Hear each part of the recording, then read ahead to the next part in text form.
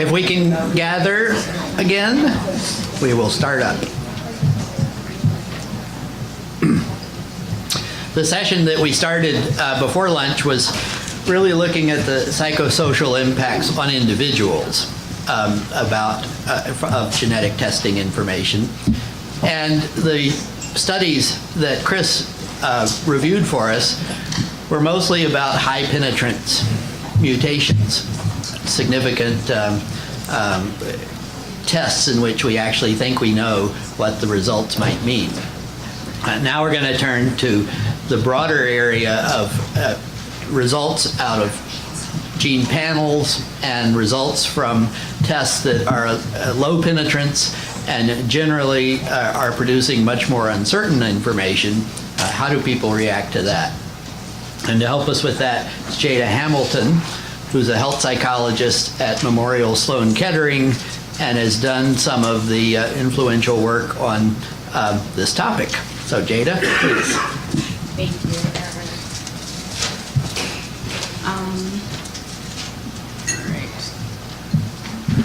You're working on the glare.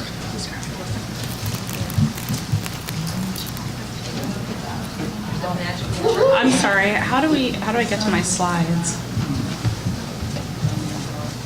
Do you know?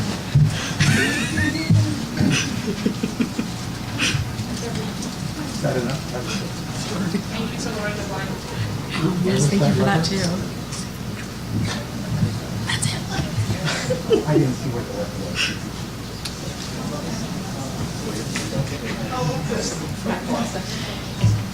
Yes, thank you.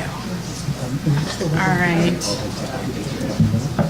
Great. Well, thank you so much for the opportunity to speak here today. As Eric mentioned, I'm going to be talking about psychosocial effects in the context of cancer genetic testing. And specifically, I'm going to be focusing on the effects of adults who are undergoing genetic testing for inherited predispositions to cancer and cancer risk. And Chris just did an incredible job this morning of summarizing the field. So I'm going to start a very brief overview of sort of what we've known thus far about high penetrance mutations, and then work towards sort of where we are now and, oh, the blinds are coming back up, and what are some of the kind of future directions we can think about. All right. So, I'm wondering, sorry, I'm just trying to see if I can see my slides advance on here too or not. Sorry. I was hitting this one. Oh, thank you. Yeah. Okay, great.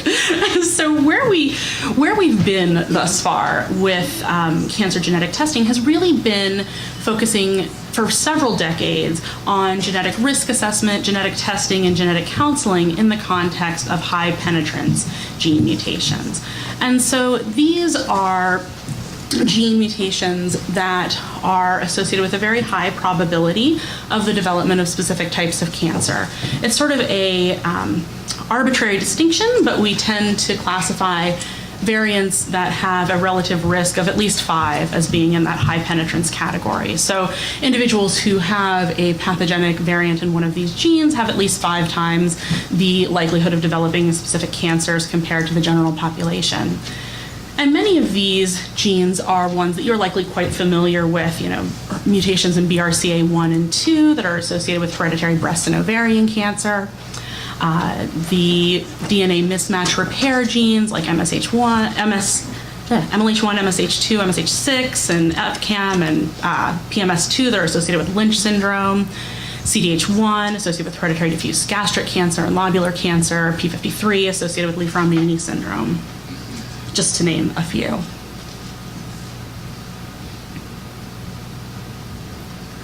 All right. So, oh, I'm sorry. Now it's not advancing. This is embarrassing. I'm so sorry. Yeah, exactly. Now it's advancing here, but not here. Yeah, this is interesting. Try the blinds. It's a light-activated computer. It's a solar panel. Got it. Oh, I see what you're doing. don't know, but it should. I'm just gonna go back out. Sure, I'm back glad in. it's not just me. I'm like, what am I No, doing this wrong? is weird. This is you, right?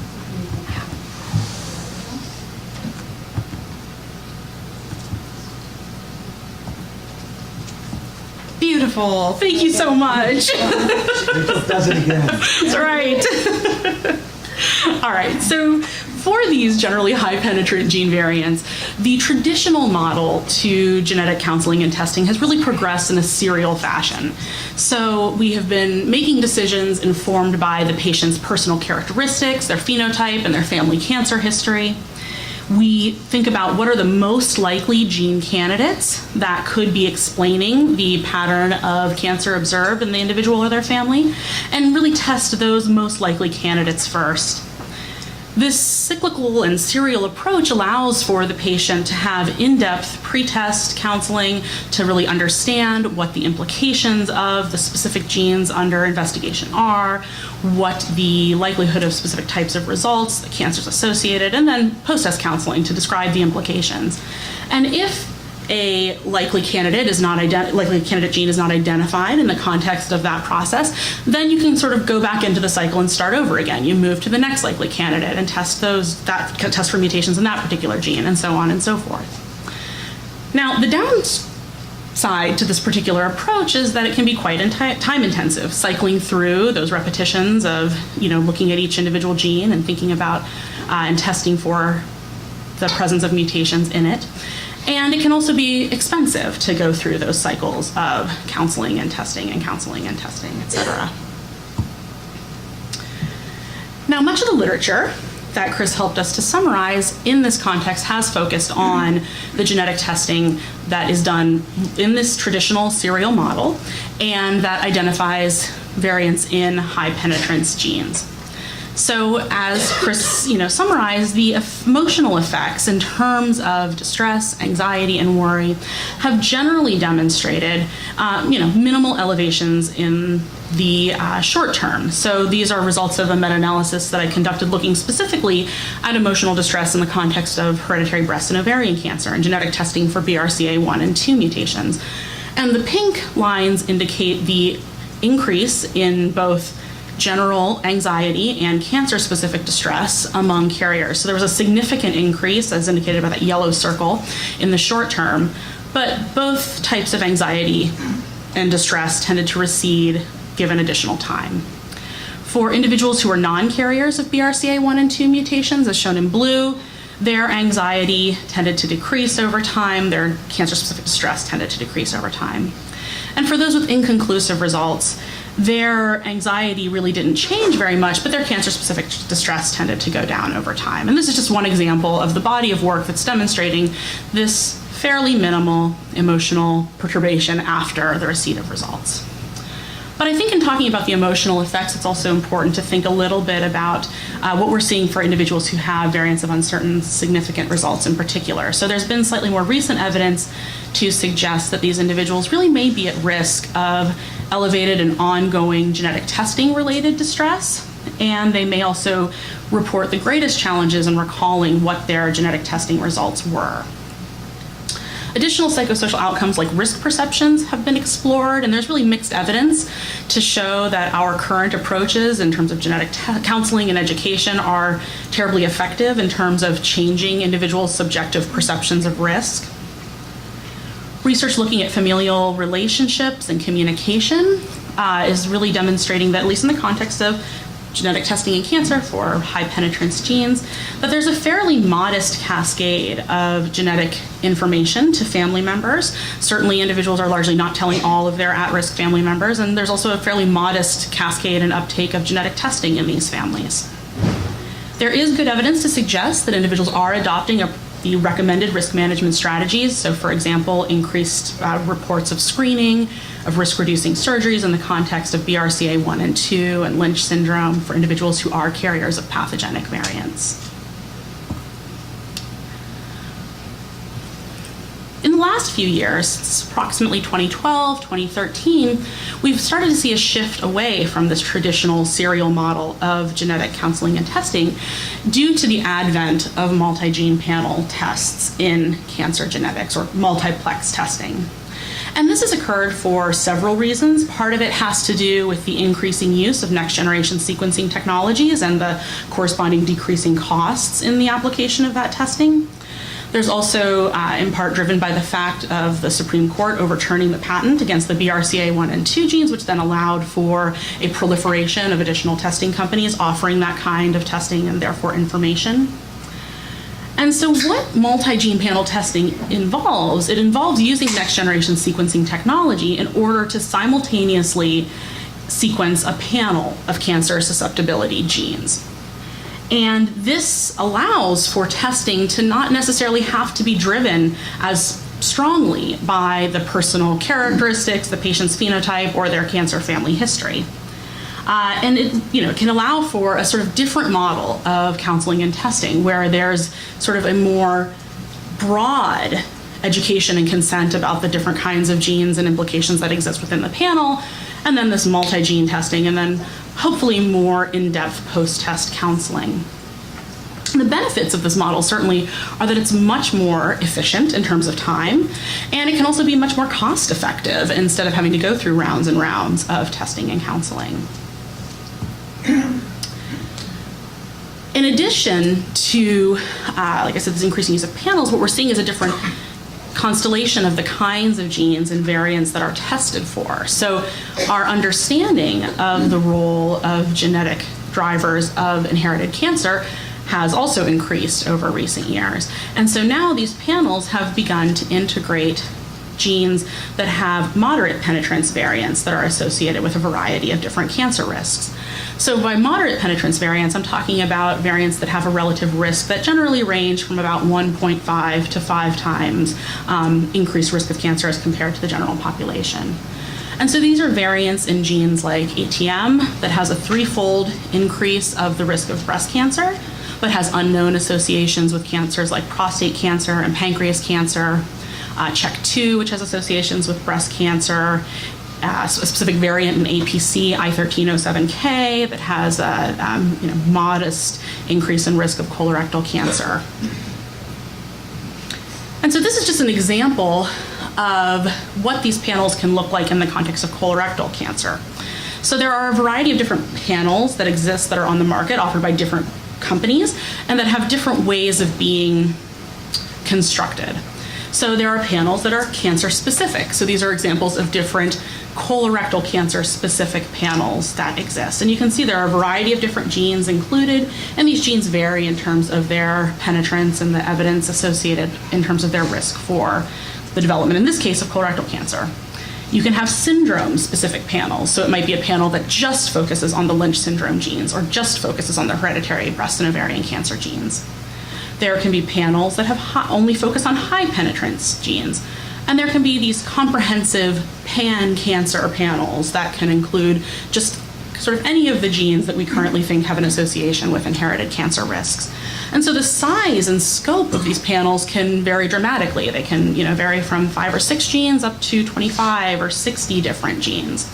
And what's also interesting is that with these panels, most companies do not offer a la carte testing approaches. So, the panel that you get is what you get, and you're going to get all the information that's included within that particular panel.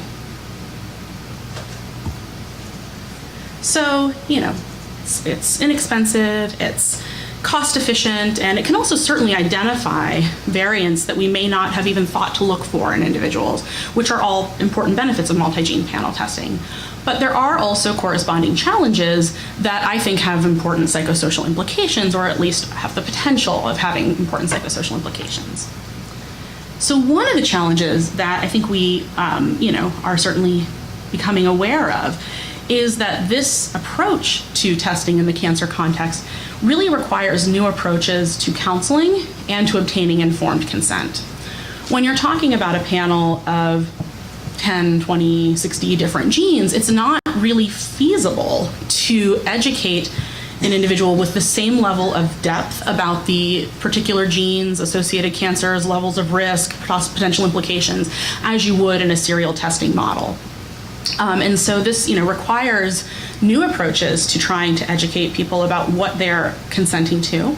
And there's also the challenge that this testing is not strictly limited, certainly, to delivery by certified genetics providers. The companies market, as we were talking about over lunch, the companies market to non-genetics healthcare providers as well, who may not be accustomed to giving the same kind of detailed pre-test counseling that we have traditionally seen in the predictive cancer risk setting.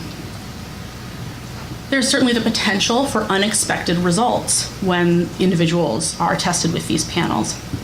So it's entirely possible and well observed that individuals can receive results that are discordant with their personal or family history.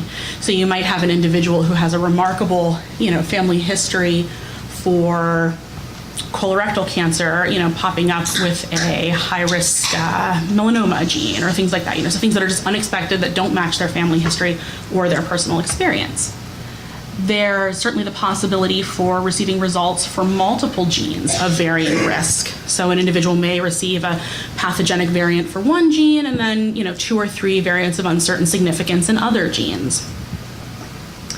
There's unclear clinical utility and currently a lack of guidelines for the management for many of the moderate penetrance variants that are included on these panels. So it's not entirely clear what we do with this information, what healthcare providers should be recommending and what the patient should be doing to manage their cancer risks based on the presence or absence of variants in moderate penetrance genes.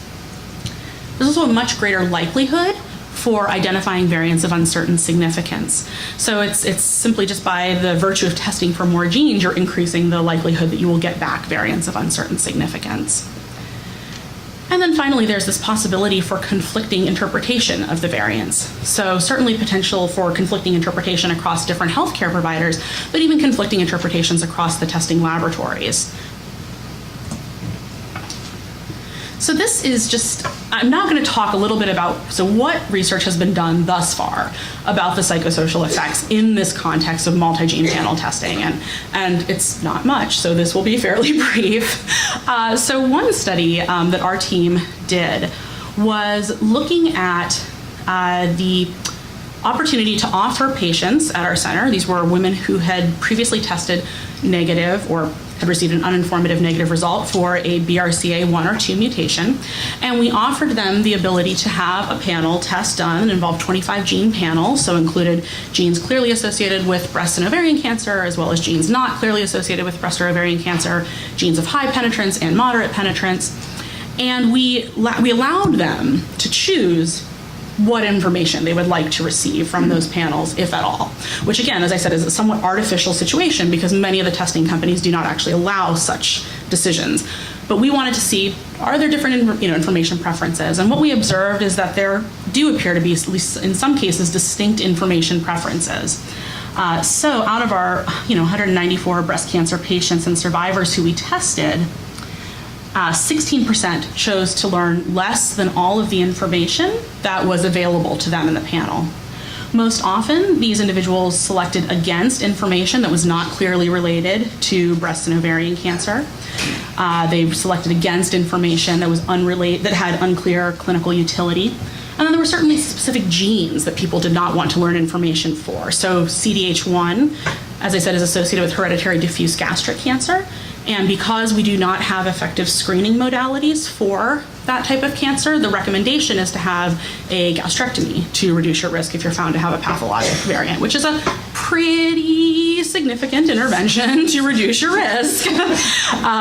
Also, people opted against TP53, which is associated with Li-Fraumeni syndrome, which is associated with breast cancer, but also cancers that we cannot detect well, like sarcomas and brain cancers.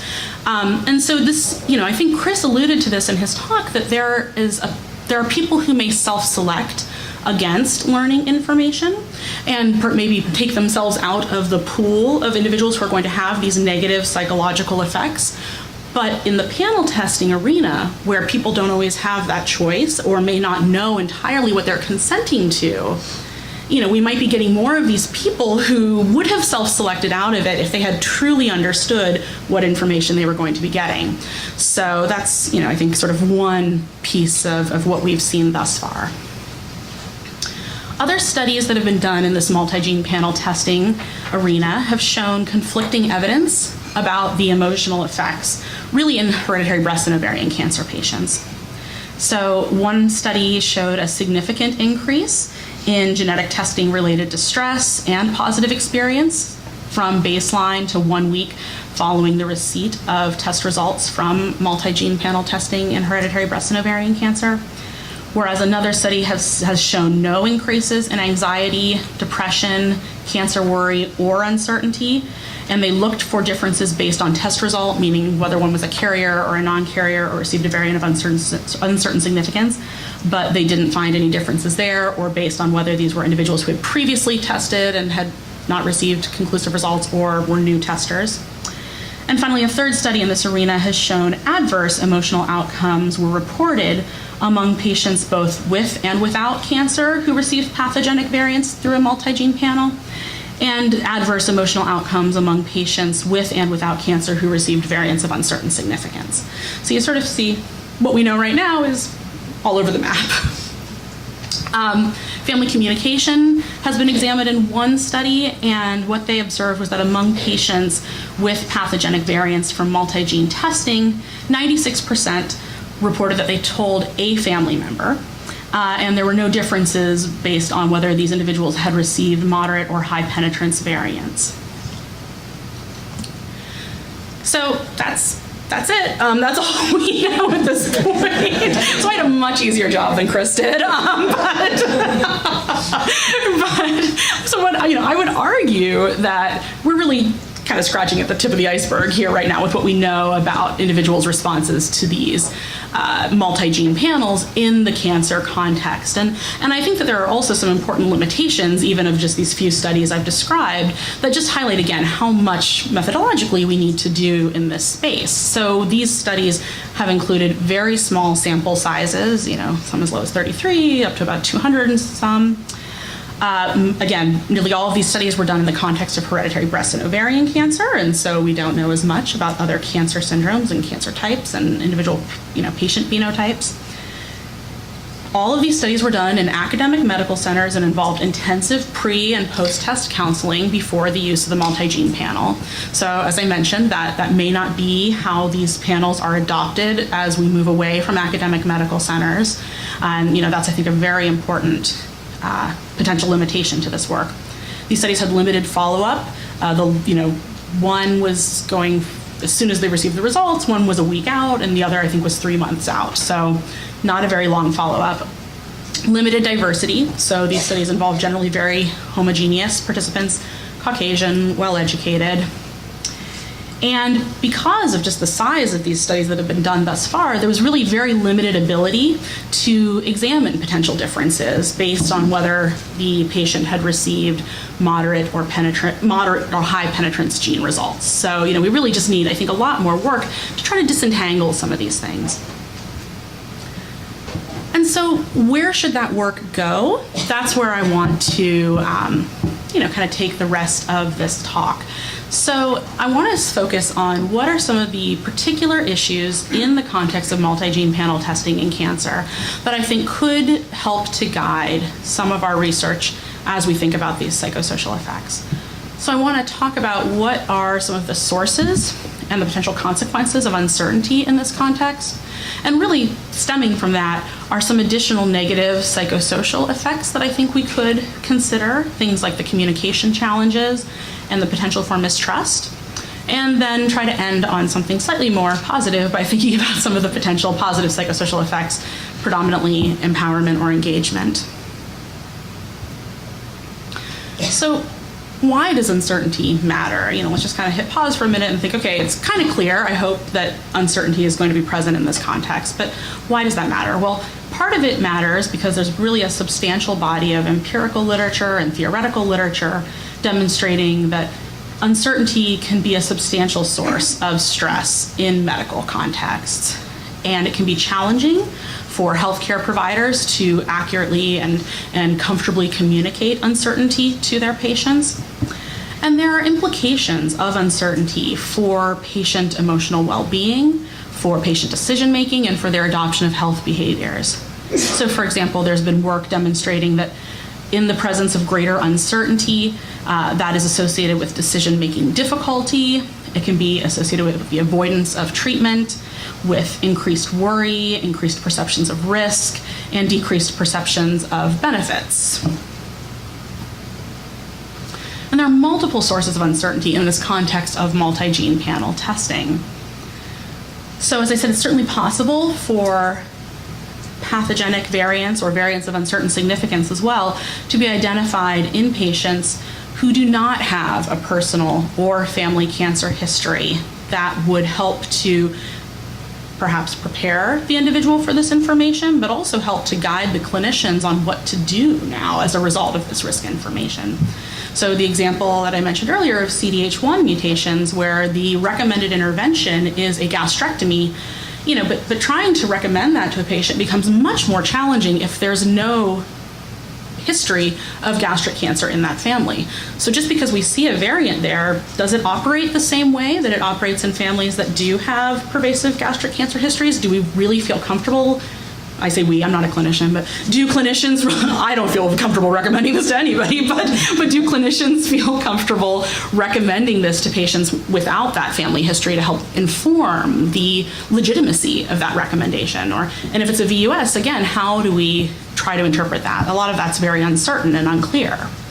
There's, as I said, it's limited and evolving scientific evidence right now about the cancer risks associated with many of these moderate penetrance gene variants. And so, this can both require patients to have to come back and revisit and keep checking in on, are there new updates? Are there new changes in the interpretation?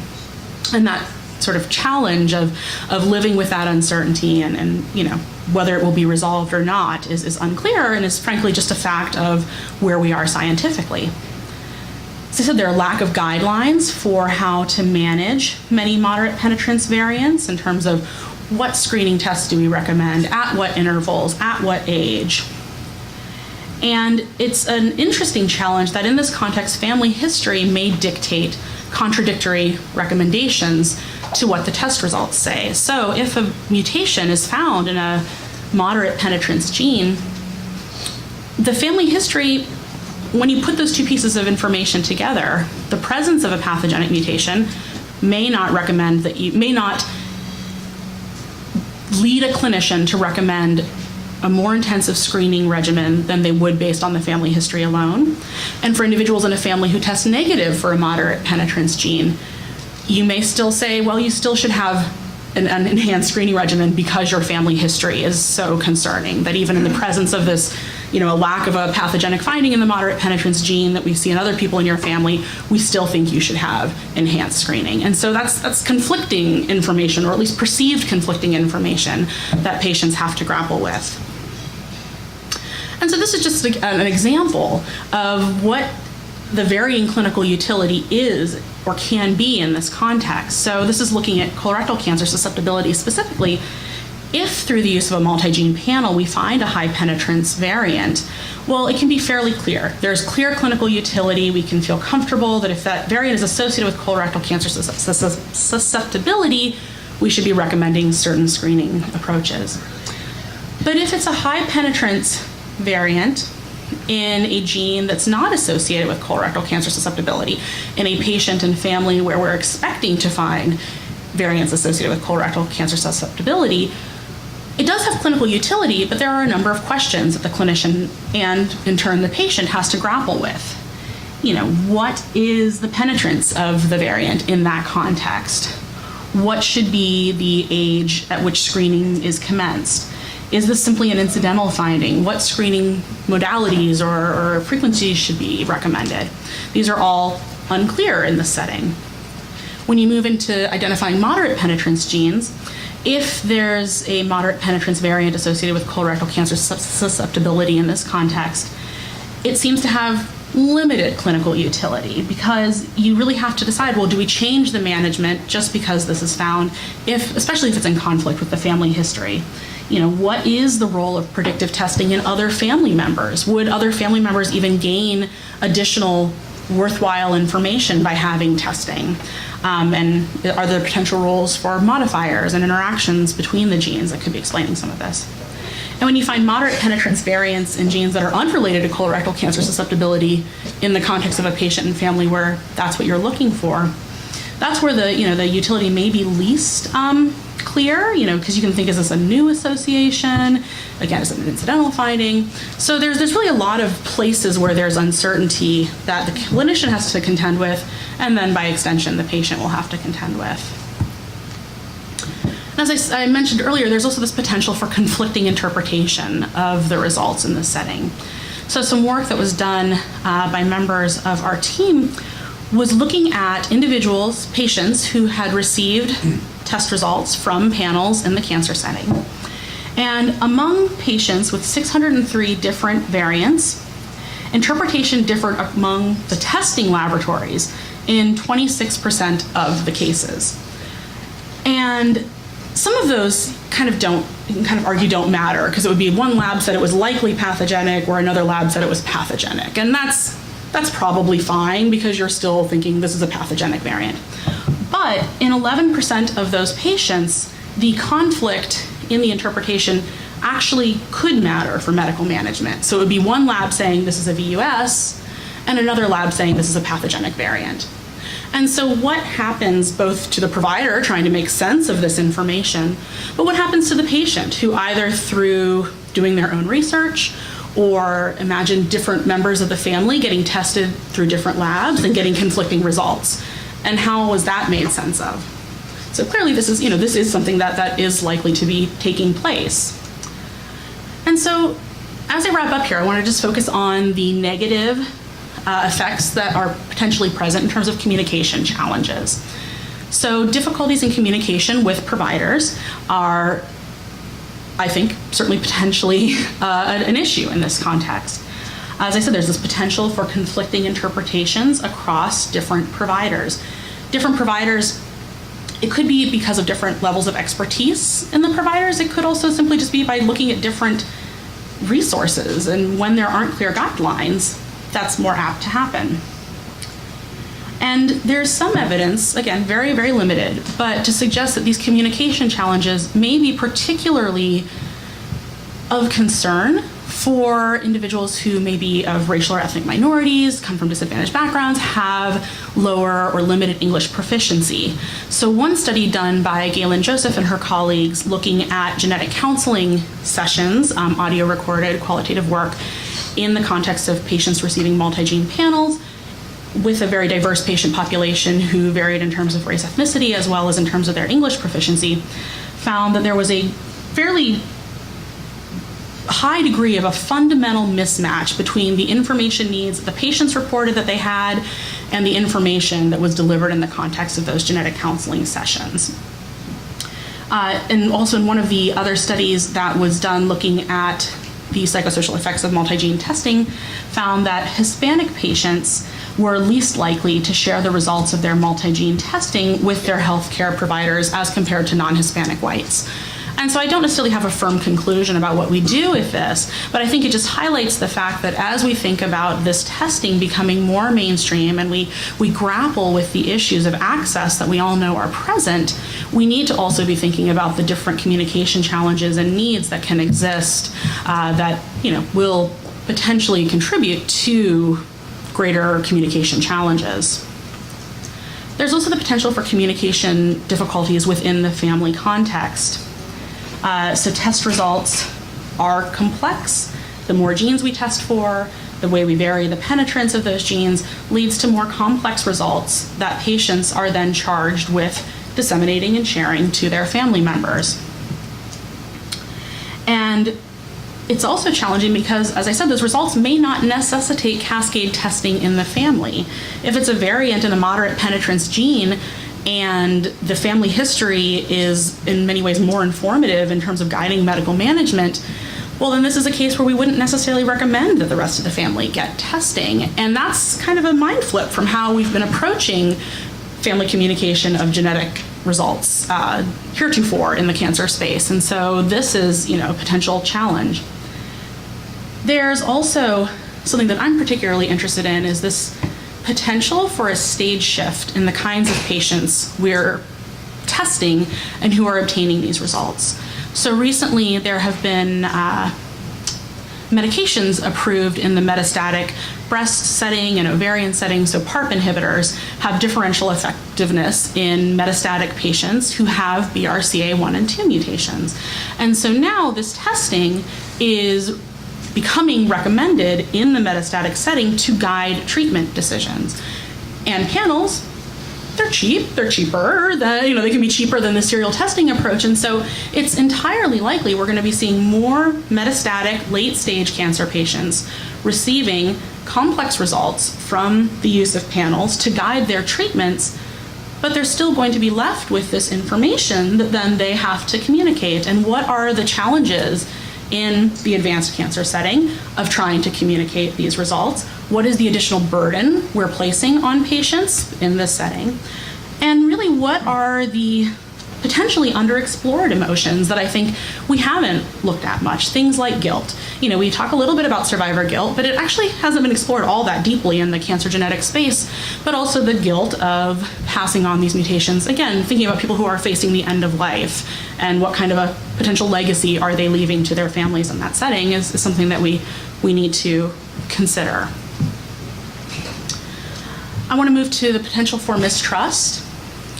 There's certainly evidence that people hold negative attitudes about changes in evidence-based prevention guidelines. So we know that people in the general population, work done with cancer patients and survivors, show, negative reactions to changes in mammography recommendations, negative reactions to changes in PSA screening recommendations, negative reactions in terms of mistrust of the government's ability to even provide fair evidence-based guidelines. And in this setting, where patients can be receiving results that then warrant seemingly contradictory management approaches in terms of less screening or not recommended screening or uncertain ideas about what screening is right, we don't know what will be the reactions of patients to this information when they're receiving perhaps guidance from a provider that is failing to meet their expectations. Hearing that you have a pathogenic variant may evoke the expectation that you're going to be getting enhanced care. And we think more care is better as a general societal belief. But our science doesn't always match up with that in this setting of moderate penetrance variants. And so we need to, I think about how people will react to that kind of conflicting information. And then finally, just to end on the issue of, I'm looking at the clock, to end on the possibility of positive effects in terms of perhaps empowerment or engagement. So because this is a scientific area that's moving fast and it really does require large sample sizes to try to understand the penetrance of these variants and the cancer risks associated with them, this certainly is an arena that creates an important opportunity for patients to partner with researchers to try and help us understand what is going on with these moderate penetrance variants. And there are exciting opportunities for patients to become engaged in these research efforts. For example, to allow for VUS reclassification through family studies and the refinement of cancer risk estimates for different results. And at MSK, we have a partnership that we've established with several other cancer centers that we call the PROMPT study. It's the prospective registry of multiplex testing, where individuals who receive a multiplex or multigene cancer-related panel can voluntarily join this registry, share their results of their testing, upload their results, complete surveys, be followed over time. And we have pretty great enrollment thus far. Nearly 5,000 patients have gotten on board with this, which is going to be a terrific repository for us as researchers. But I think we can also consider, are there potentials for benefits to the patient of this kind of engagement? Whether we're thinking about the ability to help improve their perceptions of control by feeling that they're doing something to try to improve scientific knowledge, or allowing for the feeling that you're making an altruistic gift in a way, or could involvement in these kinds of registries be a kind of adaptive way of coping with uncertain results? And I think it's not that this is unique to genetics, because I think anytime patients become involved with research, there's the potential to gain benefits like this. But I think that the genetic space may create a nice opportunity for trying to look at these questions. And right now, I don't think any of us really are, but I think it's something we can consider. So I think that, in conclusion, I would say that psychosocial outcomes do remain highly relevant to this changing landscape of cancer genetic testing. I think especially as we think about, we're going to keep moving down this tail, if you will, into looking at low penetrance variants, SNPs that are associated with cancer risk, trying to integrate all this information in ways like polygenic risk scores that may not only consider genetic factors, but environmental factors or other exposures. And so the complexity of the information, I think, is going to continue to be a challenge. The uncertainty of the information is going to continue to be a challenge. And I think that we as researchers need to think about re-looking at some of the questions we've already explored. I'm skeptical. Cautious. I'm cautious, but I said secretly I'm really just very enthusiastic. But at the very least, I'm cautious. So I think that there's room to revisit some of the outcomes we've already looked at, but I also think that there's certainly new outcomes that we can be thinking about as these tests are integrated into care and as their use becomes more widely disseminated. That's going to create a lot of fodder for us as researchers, in the years ahead. So with that, I'm happy to stop, and thank you all for your attention. Thank you. Perfect timing. Oh, good, thank you. We have time for questions. Would you like to sit or stand? I'll sit. Okay. Sure, you can moderate the mic. Hi, Sandra Lee from the Stanford Center for Biomedical Ethics. I really enjoyed your talk. It was wonderful. I just wanted to pick up on that last positive note that you referenced, and would want to ask you the issue around empowerment and whatnot. Is that personal utility? Or how are you thinking about personal utility? Yeah, where does that figure in? It's true. I mean, I think it may be a facet of personal utility or an example of personal utility. It's interesting. I was preparing for this. I was doing some looking into what's been done about empowerment in this space. And, McAllister has done some work defining empowerment as it relates to clinical genetic services and sort of including a variety of domains that map on pretty closely to sort of how we think about personal utility.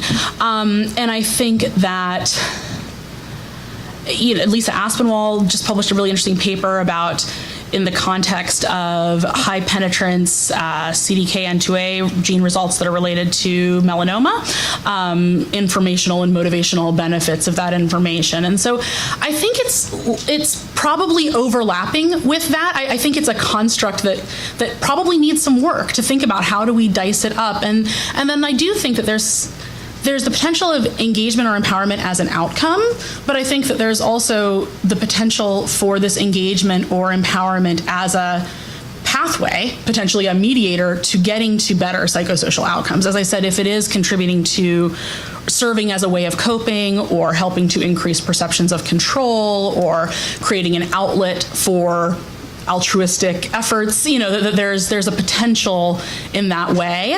I don't know which of those is it, or if at all, but it's something I think is potentially interesting. Thank you. Yeah. Hi, I'm Caitlin Zalay from Plainedge High School. Hi. And you were talking about the multi-gene panel testing and how the companies don't let you opt out of certain genes. But after you get the results, could you ask for some of the results not to be shared with you, or do they have to give them all? Well, so let me say there are some companies that do allow a la carte testing. So I don't want to give the impression that no companies do, but it's not the majority allow a la carte testing. But I think that once those results are back, I think it's a challenging position for the clinician to be in, to be left sort of holding the bag on information that then the patient doesn't want to receive. And I think that that's part of why careful pre-test education and counseling is important, to try to avoid that happening. I truly don't. Patients sometimes do simply opt out in ways of getting back their results. I mean, so we know that there are patients who, come in, get the testing, and then may never come back to get their results, right? And you do things like try to send a certified letter or try to get that information to them. But if the patient's in the room and says, I don't want to hear this, I don't know, Barb, what would you do in that situation as a genetic counseling expert? Yeah, I think it's difficult for exactly the reason you say, because you have information that they don't. But I would honor the patient's request to get that information. Document that. Yeah. But I think sometimes it's hard to know what you would. It could be hard for the patient to know what they're saying no to until they've received it too, right? I mean, patients won't do it because they can't stand that you know something about them that they don't know about themselves. So the psychology of that is, even if they've changed their mind and they're not sure, that's a really hard thing to say. Okay, you know it, now go home and I don't know it. Yeah. Very hard. Yeah. So great question. Thank you. Thank you, Jada, for a great talk. I think we need to be careful when we talk about altruism as an outcome from this kind of research for a variety of reasons. It's in a lot of discussion sections of papers across the psychosocial spectrum that families benefit because of their altruistic contributions to science. And that finding or that discussion point has gone largely uninterrogated in the literature. What does that mean? What are the secondary gains? Is it actually altruism? What is really happening in those moments? A group at Penn, we just published a paper that looked at altruism. We had return of results sessions with providers, and we had follow-up interviews with adolescents and parents, and we heard the providers say things like, well, you're contributing to science. So it's entirely possible that families are repeating back the benefit, that they're parroting it back to the researchers who are part of the same research team and are trying to be good research participants. It's possible that there's a lot of cognitive dissonance going on, that in the face of nothing actionable, of limited information, of greater uncertainty, of no progress, that families are struggling to make meaning of their experience in the context of a highly uncertain and benefit absent space. And one of the ways that they are doing that is citing altruism. So I think we just need to be careful, because when we start talking about altruism, there's the risk that we dismiss whatever distress families feel as a part of participating in our research because they say they are doing it for the benefit of society. Right. I think that's an excellent point. Thank you for that. Hi, Jada. I'm Camilla. I am a genetic counselor and I'm a fellow at the Center for Bioethics at Harvard. Thank you so much. That was great. What I wanted to ask you spoke about the difficulty in a genetic counseling setting of these panels with 50, 60, 70 genes. There's also direct-to-consumer panels of 60, 70 genes now out there that offer genetic counseling but give you the results before you get any counseling. Either way, what are your thoughts? I think it's a risky proposition. I mean, to offer this information without some counseling up front. And I know it's happening. I think that there's, some mixed evidence about what the effects are of that. And I think that Chris, some of the work he presented in the direct-to-consumer setting, is showing that there's perhaps not large adverse emotional consequences or also poor uptake of genetic counseling when it's offered in the direct-to-consumer setting. So I do think that that's an area that really needs additional careful work, and especially as we think about the kinds of results people are getting back in those settings. It's one thing to be getting potentially not highly actionable, sort of, curiosity, interesting results versus getting things that would necessitate a surgical intervention to reduce your risk. And that variety of the actionability and the decisions that have to be made, I think, help to muddy the waters about how are people responding to this information. Thanks. So just kind of extending that on the line that people were raising about the commercial issues driving some of this and the social structural concerns. I mean, I actually wonder if maybe we'd be better off if people got it through DTC and then didn't do anything about it for the most part. Because, I mean, I think we now have pretty good reason to believe that in our medical system as it's currently configured, there's a tremendous amount of financial incentive that is then rationalized and sincerely rationalized, but nonetheless it's rationalized for surgery and medication, and those are the two worst, right? Yeah. But even surveillance is problematic, that have negative iatrogenic effects, right? And that we don't have like a measure of that, but we know with the heart stents and we know with knee abrasion, cartilage abrasion, right?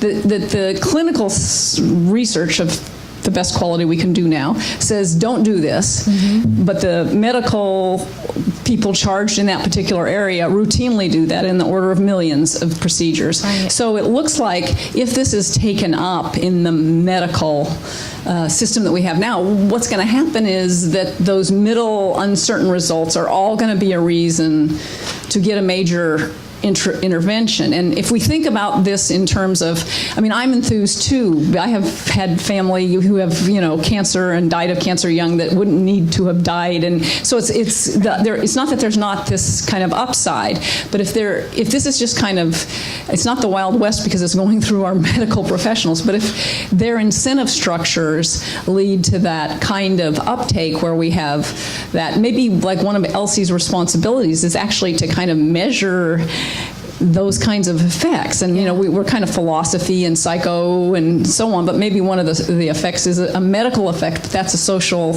effect. Yeah, I think it's a great point. And I think it's not just the sort of, it's the medical incentive, the monetary incentive, but then I also think there's sort of the public pressure put on too. I mean, I think it's a very difficult conversation, I think, to have with a patient to say, we know this may increase your risk, but I still don't think you should have these interventions, right? I mean, it's what we've seen in the mammography controversy, the PSA controversy. Yeah. People don't like feeling like something's being taken away. They don't like the idea of being left at risk, unmonitored, unscreened. I mean, even if we have evidence that says this isn't what's best for you, that's often a hard sell, I think, to individuals and to society at large. And so it's sort of another one of those forces pushing towards potential overutilization that is very challenging for anyone to push back against.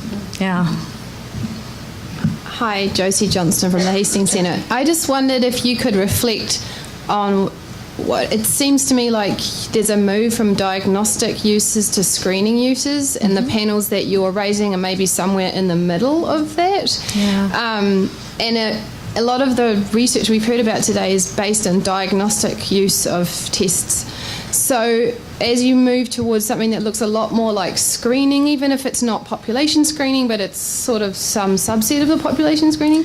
Right. How much of that can we apply, and what does that shift mean for what you're sort of thinking about? Well, I think it creates. It's an interesting point, so I'm just sort of thinking. I mean, I think that one thing that becomes quite different is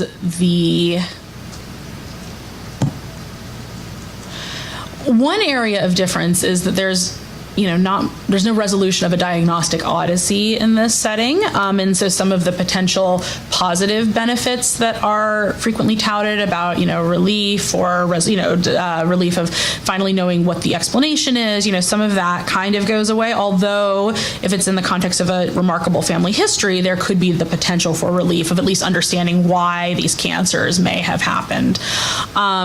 There's also the fact that I think the length of time that people are left living with these results and the kinds of interventions that they are potentially weighing and the way that our knowledge could change. It's something that's also sort of building off something that Celeste just said, but thinking about for people who adopt, let's say, risk-reducing surgeries, if we later learn that those surgeries were not warranted, that variant that was uncertain, now we know is benign, or, I think there's a lot of questions about what happens as you adapt to learning that perhaps the extreme interventions you adopted are not appropriate for you. I think there's likely cognitive dissonance that you will post hoc justify it as having been a good decision to begin with, and it may be very hard to measure that. But I think that's one very different approach to it. But I think that's how it also bumps up more closely to the DTC model of testing, because again, you've got potentially largely healthy people seeking out information that then puts them in that pre-Viver category, if you will, that you sometimes hear in the cancer literature.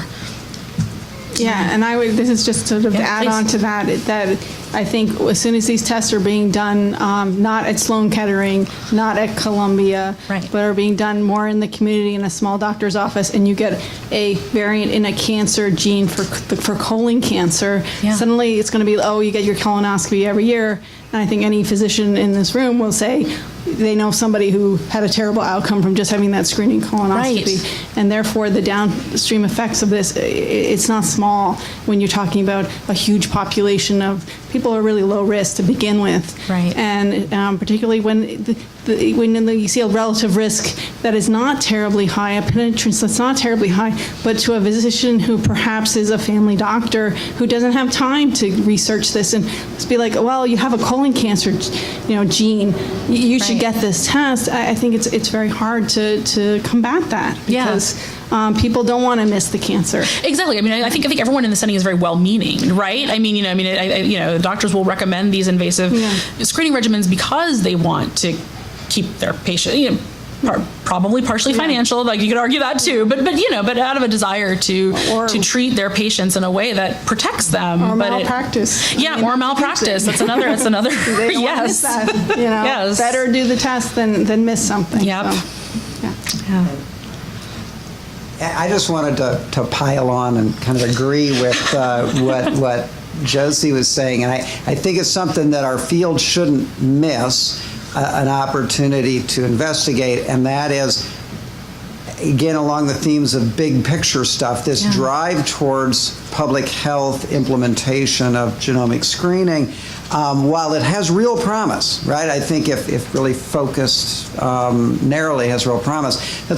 We're not seeing a narrow focus out there. We're seeing genes included on these panels that we really don't understand a lot about. So everything you said about, gosh, you do this and then you find out later. Look at one of your slides had BRIP1 on there, right? Well, BRIP1 up till like 6 months ago we thought was a breast cancer risk gene. Turns out it's not a breast cancer risk gene. It's an ovarian cancer risk gene with a probably lifetime risk of 9%, which isn't trivial, but it's also not highly penetrant. Right. And just to finish up, when we switch to a public health setting, it's a whole different context, because when somebody comes to us in the clinic, they're kind of bought into the medical system, for better or for worse. They kind of get that they could be hurt and blah, blah, blah. But in the public health setting, we're going out to people who are not sick, and we're saying, you should do this, right? That's a really different context and a really frightening one that has much more potential to cause harm, in a social, societal setting, so as well as an individual. So I just wanted to kind of pile on. No, that's great. That's terrific. Hi. I have a question about your thoughts about cascade testing of minors whose parent have a highly penetrant adult onset related mutation.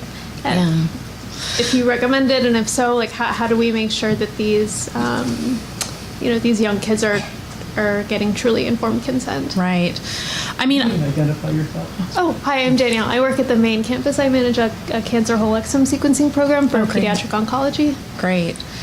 I think what's interesting, at least with many of the genes that are on these panels right now, that because they are adult onset, there's the general recommendation that you don't test until you're within the range of the information being actionable, right? So, you're not going to be out testing 15-year-olds for hereditary breast and ovarian cancer genes because you wouldn't recommend that they begin screening or, certainly considering risk-reducing surgery, you know, and until they're at an older age, you know, 25 or so. So I think that in a way that the fact that there are some recommendations about that is beneficial. But I think the idea of how families talk about the presence of risk within the family, how parents share their experiences with testing or their outcomes of testing are all very important issues that, you know, there are individuals, Ken Tersiak at Georgetown is one person who's done a lot of work in this space, you know, that people are focusing on, but that are critical, because ultimately you want that cascade testing to happen. It's just, but I think sometimes it's a question of when is the right time to do it, and when can an individual give appropriate consent, and when can the information be useful to them. Thank you. Yeah. And that's well timed because we're out of time. So thank you so much, Jada. And we're going to